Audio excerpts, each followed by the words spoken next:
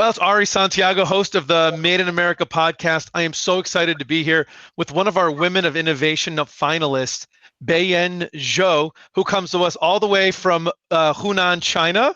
Thank you so much, Beiyan, for coming on and talking to us today. Can you kind of let us know what's brought you to be a Women of Innovation finalist? I think the main thing is because what we have done in the research field, and then the other way is like I'm trying to lead an innovative research team. So one to investigate some new stuff people don't know, and then so how we can control those mechanisms or guide those drug developments that will contributing to improving human health. So I know that you were honored to reach the Junior Faculty Award for the American Diabetes Association. I think that really speaks to your innovation mindset and innovation that you've been able to achieve. So can you maybe tell me a little bit about what you did to win that award? So that was actually I was very honored to get that award, and then primarily based on one of the discoveries we made or with my team at that time. We actually discovered the first microRNA that can control the immune cell function under obesity condition, and that eventually leading to how the immune cells contributing to obesity-induced diabetic condition. So, Beiyan, can you tell me a little bit about how the award you got dovetails to the regular work that you do? So, the major area is the same. So we are trying to keep exploring why obesity become a risk factor for all kinds of chronic conditions, such as diabetes. So that's almost like a direct link to that. And then also now, obesity is a known factor for the cardiovascular disease, as the American Heart Association announced. And then more remotely, you probably know also obesity causes higher risk of the breast cancer in women, and then prostate cancer in men.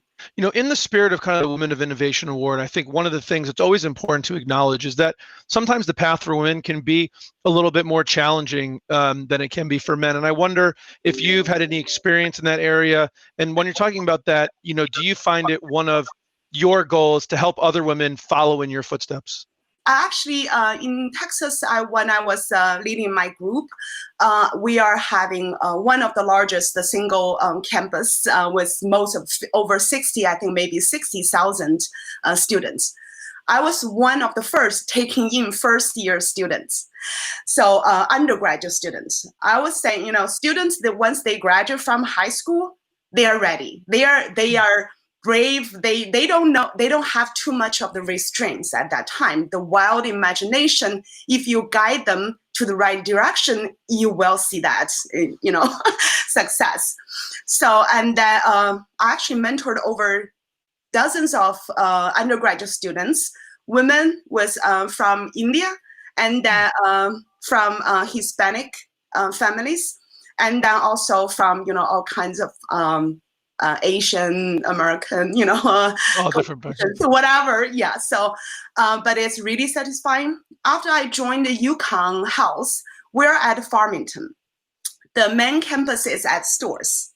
We do have a little, physical distance, and I was so impressed by their dedication. 2 undergraduate students actually, they would travel 3 times a week from Stores to the Farmington campus to do research in my lab. And then it's fascinating. And then especially you look at them, when they presenting their stuff, I always say, students go to the meetings, go to the national meetings. You can only encounter it. So all the things you would expect is the expertise.